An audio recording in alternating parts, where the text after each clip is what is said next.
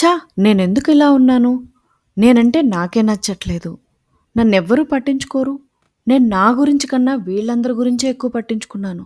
అయినా నన్నెవరూ పట్టించుకోవట్లేదు. ఇలాంటి డైలాగ్స్‌తో చెవికోసన మేకలా ఎంత అరిచినా ఏం లాభం ఉండదు. అసలు మీ గురించి మీరు పట్టించుకున్నారా? మీ మీద మీకు సెల్ఫ్ లవ్ అనేది ఉందా? మీరంటే మీకు గౌరవం ఉందా? మీ మీద మీకు మంచి అభిప్రాయం ఉందా? మీరేంటో మీరు తెలుసుకున్నారా? ఎందుకంటే నీ మీద నువ్వు ఇష్టంగా, గౌరవంగా ఉండగలిగినప్పుడే ఎదుటి వారి నుండి లవ్, రెస్పెక్ట్ నీకు కావాల్సింది పొందేలాగా మారగలవు. ఈరోజు వీడియోలో మీ సెల్ఫ్ లవ్‌తో మీ లైఫ్‌ని మీరు కోరుకునే విధంగా ఎలా మార్చుకోవచ్చు అనే క్లారిటీ మీలో వస్తుంది. సో, వీడియో ఎక్కడ స్కిప్ చేయకుండా లాస్ట్ వరకు చూడండి. ఫస్ట్ టైమ్ గనక విజిట్ చేస్తే ఛానల్‌ని ఇప్పుడే సబ్స్క్రైబ్ చేసి బెల్ ఐకాన్ క్లిక్ చేయండి. ఇక లేట్ చేయకుండా వీడియోలోకి వెళ్ళిపోదాం. ఇక్కడ నోట్ చేసుకోవాల్సిన పాయింట్ ఏంటి అంటే, నీ మీద నువ్వు ఇష్టంగా, గౌరవంగా ఉండగలిగినప్పుడే ఎదుటి వారి నుండి కూడా ఆ లవ్, రెస్పెక్ట్ ఏదైనా నీకు కావాల్సింది పొందేలాగా మారగలవు. మీకే కాదు, మీరు రెస్పాన్సిబుల్‌గా ఫీల్ అవుతున్న మీ వాళ్ళను కూడా మంచిగా చూసుకోగలరు. అంతేగాని మీ గురించి పట్టించుకోకుండా అన్ని త్యాగాలు చేశాను, ఇన్ని త్యాగాలు చేశాను అంటే మీరు మంచిగా ఉండడానికి కావాల్సిన ఆరోగ్యము రాదు. మీరు సంపాదించాల్సిన మనీ రాదు. మీరు ఆనందంగా గడపాల్సిన జీవితాన్ని స్ట్రెస్, సాక్రిఫైస్‌లతో గడిపేస్తూ ఉంటే హ్యాపీ లైఫ్‌ని కోల్పోతారు. సో, మన వాళ్ళందరినీ మంచిగా చూసుకోవాలంటే నీ బాడీ, నీ బ్రెయిన్, నీ మైండ్, నీ హెల్త్ సరిగ్గా ఉంటేనే కదా జరిగేది.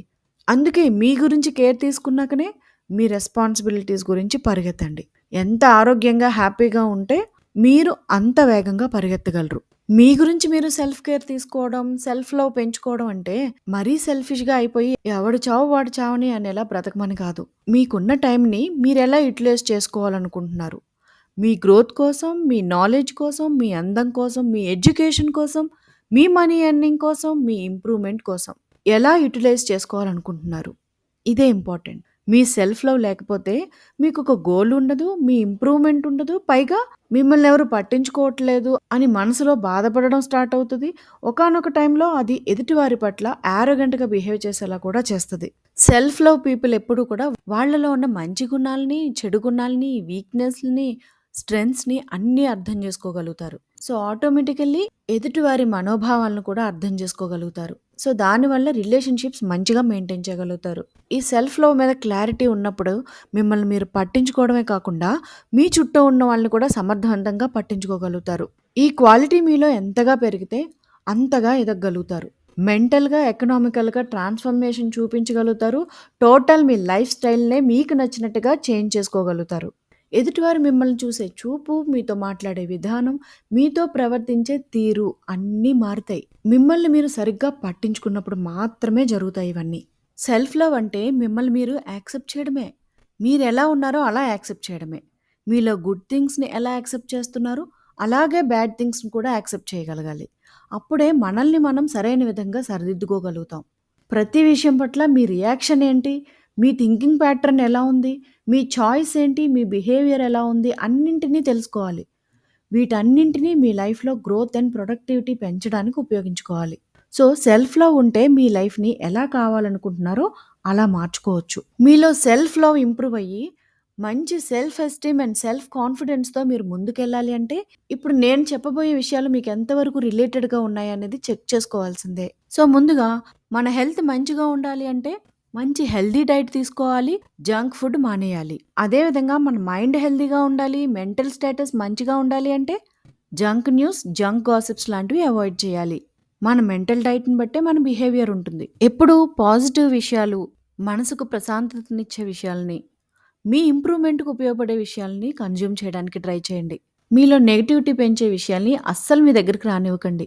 దీని గురించి మంచి మంచి బుక్స్ చదవడం, మంచి విషయాలు తెలుసుకోవడం, మైండ్‌ఫుల్‌నెస్ ప్రాక్టీస్ చేయడం, పాజిటివ్ థాట్స్‌ని పెంచుకోవడం, పాజిటివ్ ఎఫర్మేషన్స్ ఫాలో అవ్వడం, ఇలాంటివి పాటించడమే కాకుండా జంక్ న్యూస్, జంక్ గాసిప్స్‌ని అవాయిడ్ చేయడం చేయాలి. మీలో సెల్ఫ్ లవ్ అనేది పెరగాలి అంటే మిమ్మల్ని మీరు కానీ, ఇతరులను కానీ అస్సలు క్రిటిసైజ్ చేయొద్దు. ఇతరులను అనడం, వాళ్ళని క్రిటిసైజ్ చేయడం, తక్కువ చేస్తూ అలా ఉన్నారు, ఇలా ఉన్నారు, అలా మాట్లాడుతున్నారు, అలా నడుస్తున్నారు, ఇలా డ్రెస్ వేసుకుంటున్నారు. ఒకటి కాదు ఎన్నో. ఖాళీ ఉండాలి కానీ మనమే అందరికన్నా గొప్ప అని, గ్రేట్ అని ప్రదర్శించుకోవడం కోసం అలా ఎవరో ఒకరిని ఏదో విధంగా క్రిటిసైజ్ చేస్తూ ఉంటారు.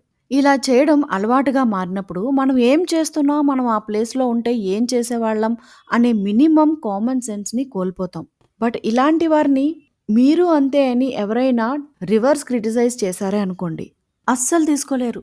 పైగా ఎదుటివారి మీద బురద జల్లడానికి రెడీ అయిపోతారు. ఇదంతా కేవలం నేను వాళ్ళకన్నా బెటర్, వాళ్ళకన్నా పర్ఫెక్ట్ అని చెప్పుకోవడానికి, సాటిస్ఫై చేసుకోవడానికి మాత్రమే ఉపయోగపడుతుంది. ఒకవేళ ఎదుటివారి వైపు చూపిస్తే మిగిలిన 4 వేళ్ళు నా వైపే చూపిస్తాయని తెలుసుకొని తీరాల్సిందే. ఇలా బయటకి చూపించే డాబుల్లో బ్రతకడం అలవాటైతే నీకు నువ్వు ఎలా నచ్చుతావు? ఖచ్చితంగా హార్ట్‌ఫుల్‌గా ఆలోచించినప్పుడు నచ్చవు. పైగా మీ చుట్టూ ఉన్న వాళ్ళతో రిలేషన్స్ పాడవుతాయి. నమ్మకాలు కోల్పోతావు. నీకిచ్చే గౌరవాన్ని కోల్పోతావు. సో, ఎప్పుడు ఎవరిని క్రిటిసైజ్ చేయొద్దు.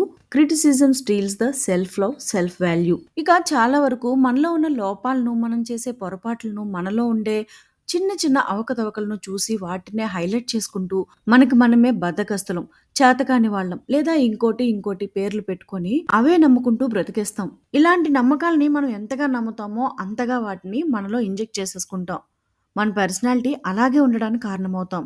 ఇలా మన మీద మనం ఏర్పరచుకున్న ఈ నమ్మకాలన్నీ నిజానికి ఆ మూమెంట్‌లో, ఆ టైంలో మీరు ఫీల్ అయిన, మీరు ఆలోచించిన ఒక థాట్ ప్యాటర్న్ మాత్రమే.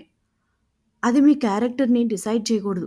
అవి మనలో అలానే ఉండిపోవు. మారిపోతూ ఉంటాయి. మనం మన అనుభవాల నుంచి ఇంప్రూవ్ అవుతూ ఉంటాం. అందుకే నేను ఇలాంటి దాన్ని, నా మైండ్ సెట్ ఇంతే, వీక్ మైండ్ సెట్, చాలా కోపస్తురాలిని, నేను కొంతమందితోనే కలవగలను. ఇలాంటి లేబులింగ్స్ అన్నీ మీకు మీరే ఇచ్చేసుకొని అందులోనే ఉండిపోకండి. ఇక అలాగే మీ మీద మీకు ఇంకా గౌరవం పెరగాలి అంటే ఫస్ట్ మీ మిస్టేక్స్‌ని యాక్సెప్ట్ చేయడం నేర్చుకోండి. మిస్టేక్స్ చేస్తున్నామంటేనే మనం ఏదో ఒకటి నేర్చుకోవడానికి, ఏదో ఒకటి ప్రూవ్ చేసుకోవడానికి ట్రై చేస్తున్నామనే కదా అర్థం. ఎంత గ్రేట్ పర్సన్ అయినా మిస్టేక్స్ చేస్తారు. బట్ వాటి నుండి వాళ్ళు నేర్చుకుంటూనే ఉంటారు. అలా తమను తాము ఇంప్రూవ్ చేసుకుంటూనే ఉంటారు. 40 ఏళ్ల నుంచి వంటలలో ఆరితేరిన వాళ్ళైనా సరే ఒక్కొక్కసారి ఉప్పు ఎక్కువేయొచ్చు. ఎన్ని డ్రెసెస్ స్టిచ్ చేసినా సరే ఒక డ్రెస్ కరెక్ట్‌గా కుట్టకపోవచ్చు. ఎన్ని సంవత్సరాలు బిజినెస్ చేసినా సరే అనుకోని ఆటుపోట్లను ఆ బిజినెస్‌లో ఎదుర్కోవచ్చు. సేమ్ జాబ్‌లో బోలెడు ఎక్స్‌పీరియన్స్ ఉన్నా సరే, సుపీరియర్స్ నుండి వార్నింగ్స్ వచ్చే సిట్యుయేషన్స్, మిస్టేక్స్ జరుగుతూనే ఉంటాయి. అండ్ దాని నుండి ఒక కొత్త ఎక్స్‌పీరియన్స్, ఒక కొత్త లెసన్ నేర్చుకుంటూనే ఉంటారు.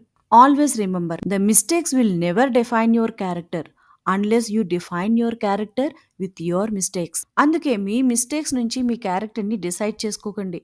ఆ మిస్టేక్స్‌ని మీరు ఇంప్రూవ్ అవ్వడానికి, మీరు ఒక గుడ్ పర్సన్ లాగా మారడానికి ఉపయోగపడే సాధనాల్లాగా భావించండి. సో, దీనివల్ల మీలో కలిగే మార్పు వల్ల మీ మీద మీకే అమితమైన గౌరవం పెరుగుతుంది. ఇక అలాగే మీలో ఉన్న ఇంపెర్ఫెక్షన్ కూడా ఒక బ్యూటిఫుల్ థింగ్ అని నమ్మండి.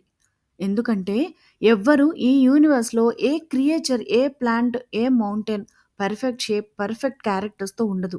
అందులోనూ హ్యూమన్ బీయింగ్స్ మనలో ఇంకా ఇంపెర్ఫెక్షన్స్ ఉంటాయి. అలాగే మీరు ఇంపెర్ఫెక్ట్ అనుకున్న ప్రతి విషయం మీకు ఎదగడానికి, ఇంప్రూవ్ అవ్వడానికి ఒక ఛాన్స్ ఇస్తుంది అని గుర్తుపెట్టుకోండి.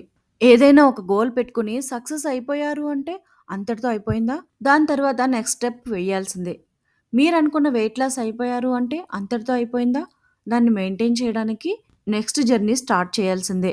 మీరనుకున్న కాలేజ్‌లో సీటొచ్చింది అంతటితో అయిపోయిందా? మంచి ఇంజినీర్ అవ్వడానికి నేర్చుకోవాల్సిందంతా ఇంకా అక్కడే ఉంది. సో, పెర్ఫెక్షన్ అనేది డెస్టినేషన్ ఏమీ కాదు. ఇది ఎప్పుడూ కొనసాగే జర్నీ అని గుర్తుపెట్టుకోవాలి. ఆ ఇంపెర్ఫెక్షన్స్‌ని యాక్సెప్ట్ చేయాలి. వాటికి మెరుగులు దిద్దుకుంటూ ముందుకెళ్ళాలి. ఎంత టాలెంటెడ్ అయినా, ఎంత అందమున్నా, ఎంత గ్రేట్ అయినా ఇంకా ఇంపెర్ఫెక్షన్ అనేది ఉంటూనే ఉంటుంది. సో, మార్నింగ్ లేచినప్పుడు నాలో ఎన్ని లోపాలున్నా, ఇంకా తెలియనివి ఎన్నున్నా, యాక్సెప్ట్ చేయలేనివి ఎన్నున్నా, నేను మాత్రం గివ్ అప్ చేసే ప్రసక్తే లేదు. I keep improving myself, I keep growing myself అని గట్టిగా అనుకోండి. I will never let go of myself అని చెప్పుకోండి. అలాగే మీకంటూ కొన్ని బౌండరీస్ పెట్టుకోండి. మీరు నమ్మిన వాటిని పాటించడానికి ఎప్పుడూ షేమ్‌గా ఫీల్ అవ్వాల్సిన పని లేదు. అందరూ చేసేదే చేయాలని అనుకోవద్దు. మీ బౌండరీ సెట్ చేసుకొని మీకు నచ్చిందే చేయండి. ఇక అలాగే పాస్ట్ అండ్ ఫ్యూచర్ గురించి ఆలోచిస్తూ ప్రెజెంట్‌ని నెగ్లెక్ట్ చేయొద్దు. మీరు చేయాల్సిన పనుల్లో ఎంత రెస్పాన్సిబిలిటీగా ఉంటే మీ మీద మీకు అంత గౌరవం పెరుగుతుంది. సెల్ఫ్ లవ్ అంటే సెల్ఫిష్‌నెస్ కాదు. సెల్ఫిష్‌నెస్ అంటే నీది కానిది, అన్‌రియలిస్టిక్ విషయాలని యాక్సెప్ట్ చేసి అదే భ్రమలో బ్రతకడం. దానివల్ల మిమ్మల్ని మీరు ఏదో ఒక పాయింట్‌లో హేట్ చేసుకునే ప్రమాదం ఉంది. మీకు మీరే నచ్చని సందర్భం వచ్చే ప్రమాదం ఉంది. సో, నిజంగా మీరేంటి? మీ లోపాలేంటి? వాటిని మిమ్మల్ని మీరుగా ఇష్టపడితే, యాక్సెప్ట్ చేయగలిగితే, మీరు ఇంప్రూవ్ అవ్వడానికి ఛాన్స్ ఉంటుంది. సో, ఫస్ట్ మీకు మీరేంటో తెలుసుకోవడానికి టైం ఇచ్చుకోండి. మిమ్మల్ని మీరుగా యాక్సెప్ట్ చేయండి. గుర్తుపెట్టుకోండి. నీకు నువ్వు అర్థమైనట్టు ఎవ్వరికీ అర్థం కావు. మనకన్నా బెటర్‌గా మనల్ని ఇంకెవ్వరు అర్థం చేసుకోలేరు. సో, మీలో సెల్ఫ్ లవ్‌ని ఇంప్రూవ్ చేసుకోవడానికి ఈ వీడియో యూజ్‌ఫుల్ అవుతుందని నమ్ముతున్నాను. నచ్చితే లైక్ చేసి మీ ఫ్రెండ్స్ అందరికి షేర్ చేయండి. మరో మంచి వీడియోతో మళ్ళీ కలుద్దాం. అంతవరకు లైఫ్ అద్భుతః.